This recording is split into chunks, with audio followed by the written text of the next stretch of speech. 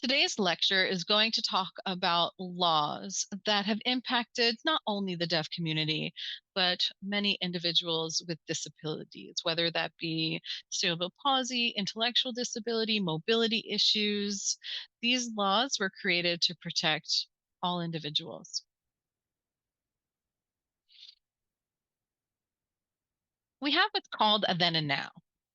The then starts anything prior to 1975. Because after that point is children weren't entitled to a free public education. The ADA wasn't created or an inception yet. And so there was no guarantee of having equal academic experience for individuals with disability as was provided to their peers. Parents would struggle to find resources or be provided resources to help their children. There was much financial stress. On top of that, getting them to services that might be needed. But now we have everybody has the right to a free education. And these laws not only support the students, but actually help the parents with some resources and things that they might need for their child.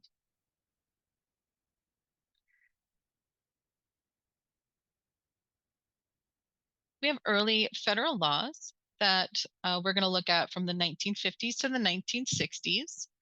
The government, different government organizations and family members and came together and created a needs and wants list. And that really started a pathway to laws that were the foundation blocks for the American Disability Act. And what they came up with is what you see here, where we have trained professionals.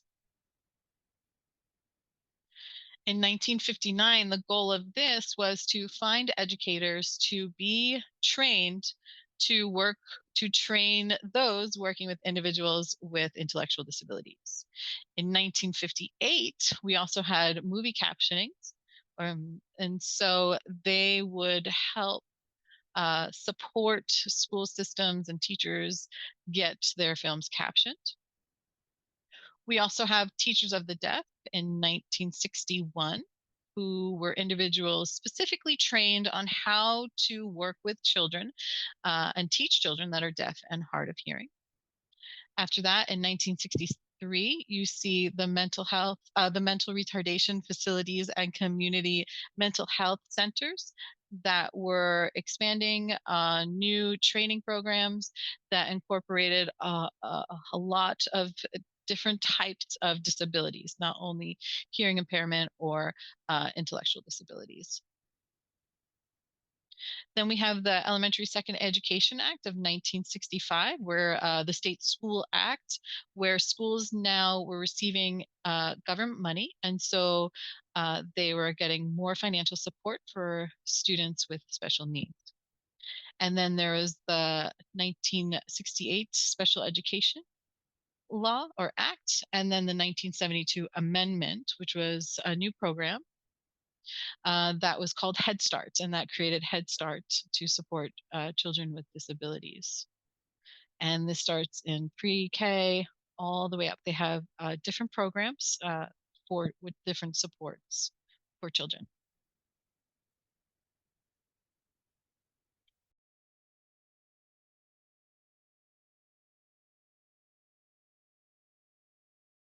So let's talk about what life looked like before the Education for Handicapped Children Act. So at this time, children were generally placed in institutions if they had a disability, and it was an extremely restrictive learning environment. They were not given the freedom of a least restrictive learning environment. And understand that the main focuses of these environments was not educational or academic, but rather focused on providing accommodations such as room and board, not with the goal of them becoming independent, not teaching them independent living skills, but rather just kind of seeing it as a place to keep them. And it was very oppressive. And parents at that time did not have decision-making power in their children's education. The government took away their power and thus impacted their children's learning.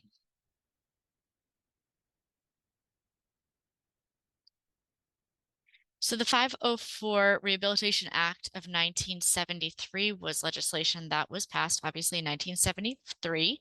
It's also, it replaces the Vocational Rehabilitation Act. And this is a federal piece of legislation that also protects children with disabilities within programs that receive federal funding. So, institutions and organizations that have federal funding and receive money through federal grants do so in order to provide services for children with severe disability. And there's a lot of governmental oversight with these programs that provide services to children with a variety of disabilities. The state and federal um, governments both work together in tandem to provide vocational rehabilitation programs, which provide independent living training for individuals with disability as well as professional development. And at that time, there was the Secretary of Education was responsible for coordinating all activities with respect to individuals with disabilities within and across programs administered by the federal government. And I've included an excerpt here from this law. And it basically says that qualified individuals with disabilities in the United States shall not be excluded from participation and or be denied the benefits of or be subjected to discrimination under any program actively receiving federal funds. And that's a direct quote.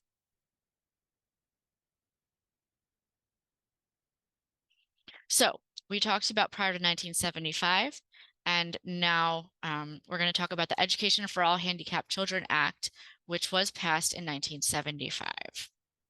And this is in regards to children, education of children who have disabilities.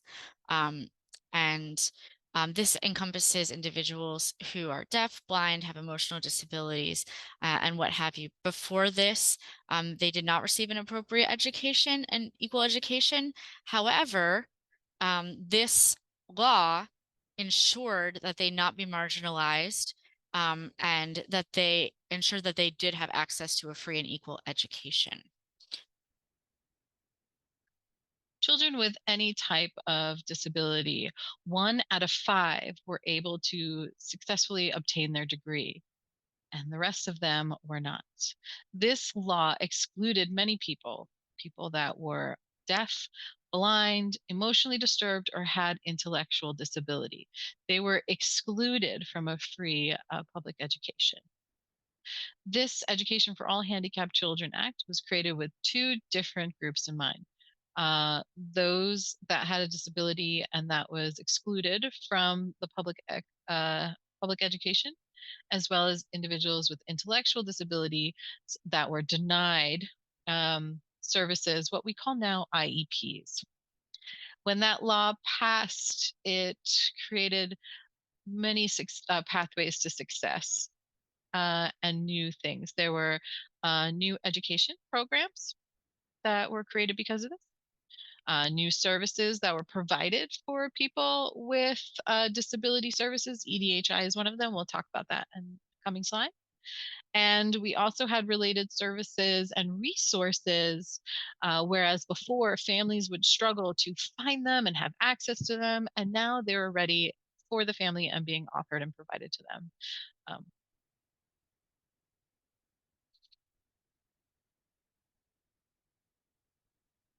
The Handicap Act was created with the intentions of children with disabilities to have resources and access to a free and appropriate education that was equal to their peers. It wasn't a lesser academic stress, but an equal education, as well as the school systems were to satisfy the needs of the students and the parents.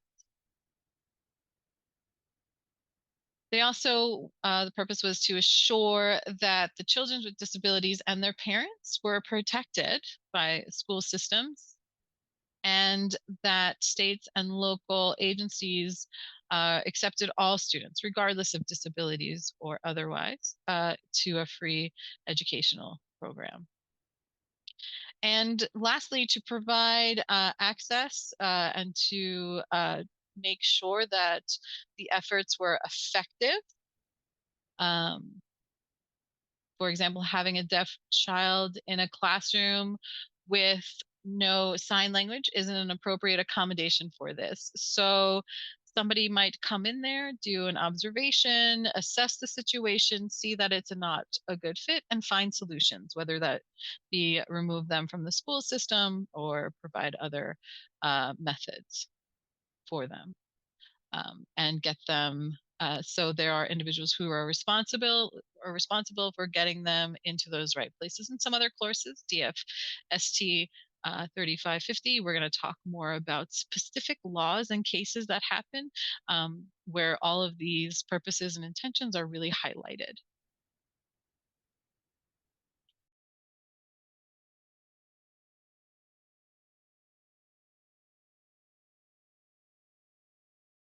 So now we're going to talk about education of the handicapped amendments.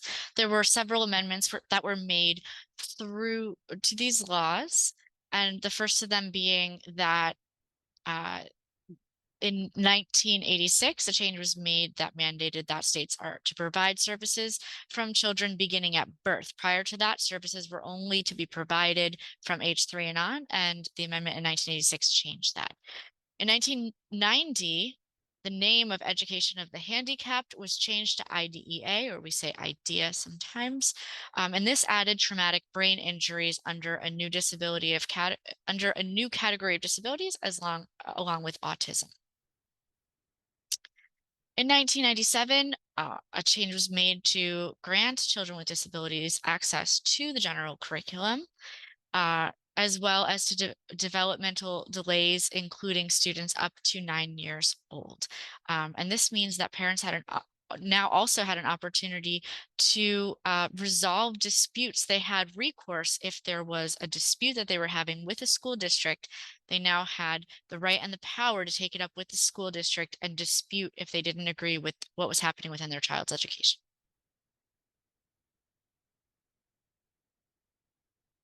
EDHI, which is early hearing detection and intervention, had three requirements. If you remember back to our first day of class, I mentioned that the EDHI was very beneficial for me on my journey. And these three requirements are that when a baby is born, they must receive screening prior to 1 month old. And this includes a hearing test to determine the baby's level of hearing loss, if any, which means that if the baby is deemed to have hearing loss or to be deaf, appropriate strategies can be put in place, such as providing them exposure to language from an early age in order to ensure their success. And that goes along with our second bullet point here, which actually applies to my nephew. When he was born, he had a false negative, I guess you would say, for passing the hearing test. So my brother and his wife took the baby home and they thought that he was deaf and they were signing with him. And I remember holding the baby and saying, "Bro, your baby's not deaf." So they had him retested.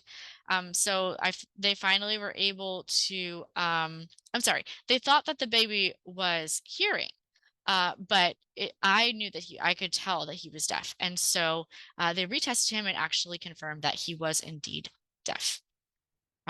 And the third thing here, the third requirement is that this ensures that the children and the family have access to an early intervention program by the age of 6 months, be that exposing the baby to sign language or bringing in an ASL mentor to provide language exposure to that child.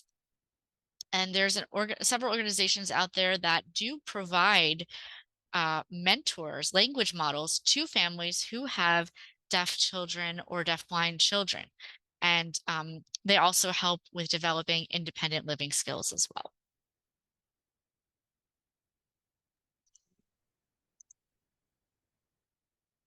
So when we talk about the IDEA or IDEA law, again, the old name for that was the Educational Handicapped uh, Children's Act, and it was looked at 1990s for the Individuals with Disabilities Educational Act.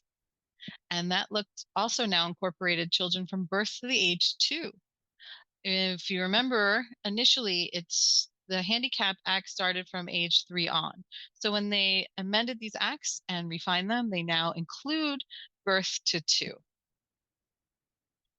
Now, these are special educational services for individuals up to the age of 21. There are many in hearing mainstream society members who graduate high school about 18 or 19. And at that point, if they don't succeed, they get removed from the public school and have to take a GED as an alternative. Whereas an individual with a disability, because of language deprivation and many other impacts, they are granted up to the age of 21. The IDEA Act was provided now 4.144 million children with services. And after the IDEA Act, 4.710 million children receive services, which is over 500,000 more children are now receiving services. And when they made an amendment to the original IDEA Act, two of which the first one is prioritizing the child's communication needs, meaning is it simultaneous communication, speech therapy, oral, cued speech? ASL should be there, and we're going to talk about that in a little bit. But here in the IDEA Act, how it's worded is it's looking for the child's communication needs and to accommodate that. And the next one is to provide technical support, which is different auxiliary aids like hearing aids, interpreters, caption services, and so forth.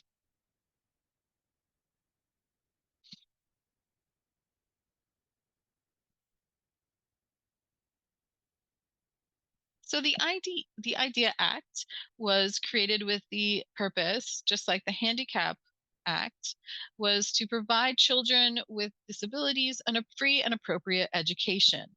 This looked more at special education and special education services, again, creating deaf and hard of hearing programs that had services in place to accommodate the needs for deaf and hard of hearing children, getting them ready for college, as well as vocational needs, work needs, and lastly, independent living skills.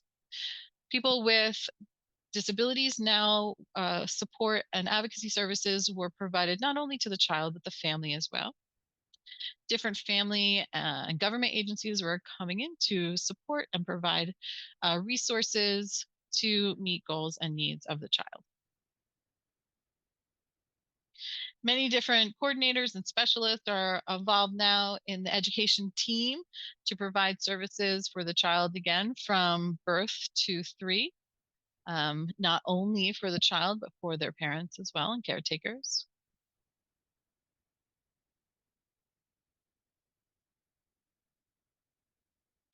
They also made sure that the family, the parents, the caretakers, and the children were provided the right tools that they needed to make the best decisions and create an environment at home that was equally successful and ready to support the child just as when they are in school, whether that be uh, technical aids, um, captioning, voice overlay, hearing aids, computers, depending on their needs.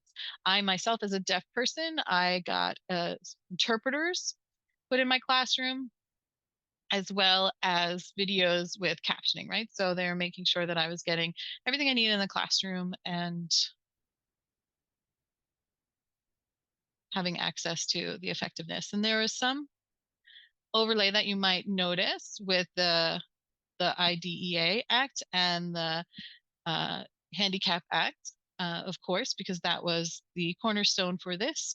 And over time, amendments and changes were made to improve that, to ensure the appropriate education for children with disability.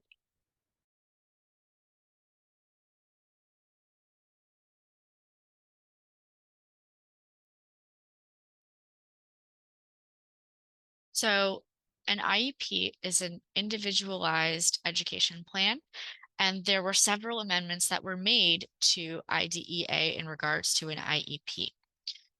So IEP requirements and goals, firstly, were to identify appropriate employment and post-school adult living objectives for students with disabilities, as well as to refer to the students to appropriate community resources, and finally, to link the students to community resources, including job placement and follow-up services post-graduation.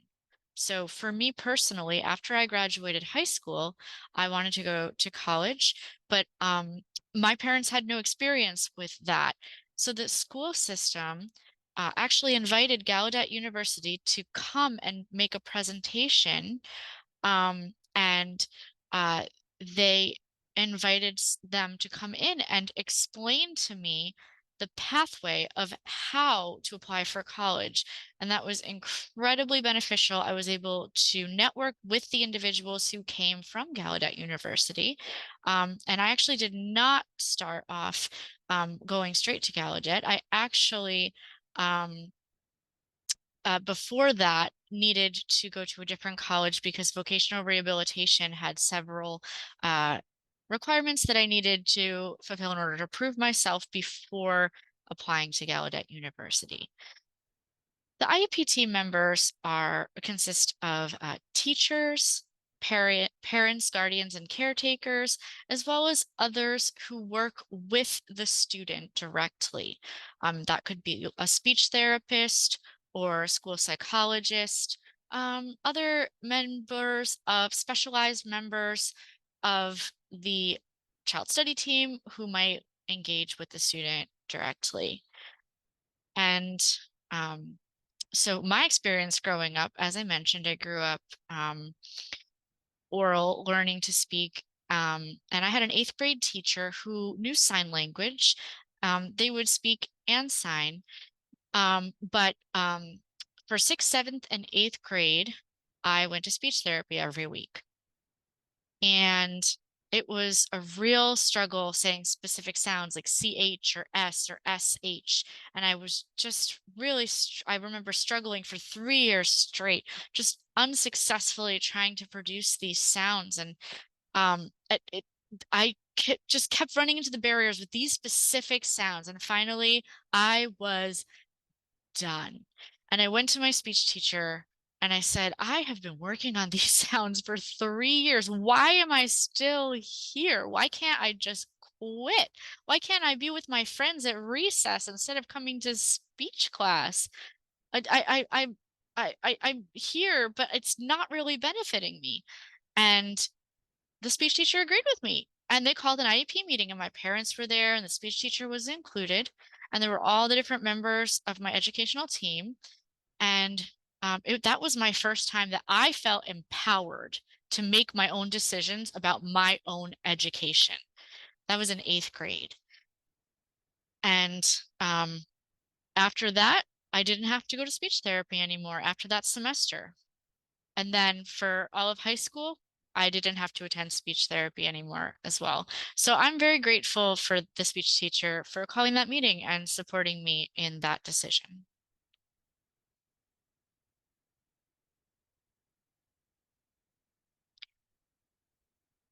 IDEA has many positive impacts, but the other side of the coin is that it also had many negative impacts as well. So prior to this law passing, many deaf children were put in deaf schools, not institutions, but deaf residential schools. And there were deaf teachers there who were able to be language models, and they had access to ASL classes. They had resources at their fingertips. Just they were immersed. And once IDA was passed, many parents thought to themselves, you know what? These schools are far. we want to we want our kids to go to school locally. And so there were many schools that had DHH, deaf and hard of hearing programs. And these children were pulled into their home districts. Um, and so they were provided, whereas before they had interpreters and they had deaf peers, now they're suddenly pulled into an environment where they're more isolated and they don't have these resources. And deaf and hard of hearing programs have teachers of the deaf, and there are deaf peers there. There were deaf peers that, however, once IDA was passed, they were placed in mainstream environments where there were no specialized teachers of the deaf. They were often placed in special education classrooms where they were isolated from other people um, due to lack of communication access. These children did not have any disability other than being unable to hear, but they were placed in these inappropriate classroom settings with other children who had disabilities. And so thus they were isolated. Um, and so there was a lot of funding that was placed into that used to go into deaf education programs and training, but now kind of became spread out over a variety of different programs. So it was less focused. Um, so we can still see the impacts today of self-contained classroom settings. As I mentioned, that funding that used to go to deaf residential schools dwindled out and started to be diverted towards mainstream classroom settings. And once you spread that out over a bunch of different programs, you can imagine that the funds were much less going to each district. Now, the LRE is the least restrictive environment, but many deaf children, under the guise of least restrictive environment, actually suffered in an extremely restrictive environment by being isolated within these special education classrooms. Um, because they were pulled out of these environments where they had full access to direct communication, now they're being placed in environments with just hearing peers without access to language, and they're now unable to make their own decisions about their communication and about their education, and maybe they're forced to go to speak or to lip read, or they are forced to SIMCOM sign and speak at the same time. And sometimes the parents didn't realize the impacts that these decisions had on their children, and also the negative impacts that resulted in language deprivation for their children as a result of these laws being passed.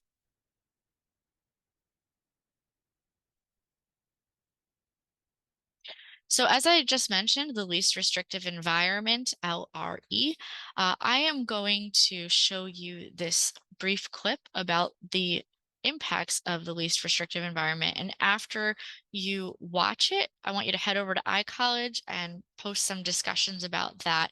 Just some things that stood out to you and the impacts of the least restrictive environment. I want to hear your thoughts on that after you watch this video.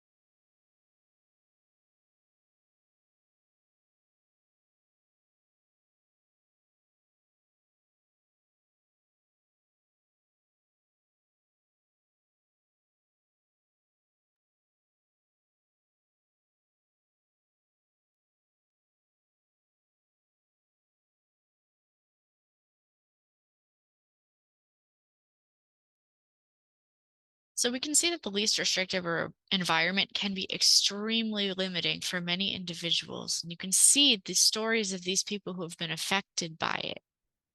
They were trying to force these students to be quote unquote normal, like their hearing peers, but in doing so, they deprived them of the power to make decisions about their own education. If you saw the one girl who was telling her story about how she gave the right answer to the teacher, but then the interpreter changed her answer because she thought that the student answered incorrectly, that girl was smart and she had the right answer, and the interpreter disempowered her by taking over and changing her answer. The interpreter took over and thought, oh, the student misunderstood. She's not smart enough to answer. And she ignored the student's voice.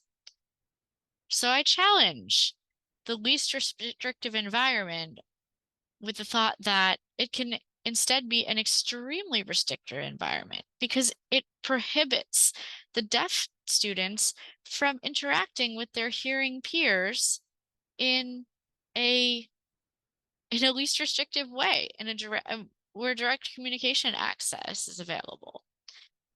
And it just caused a lot of heartbreak and language deprivation. And you saw these stories are that these clips are few of many. So now in iCollege, you have some homework. You need to do a discussion post on the least restrictive environment. And I want your reflections. I want your feelings. What emotions were you experiencing as you watched this video? Go ahead and post that and we'll have a good discussion.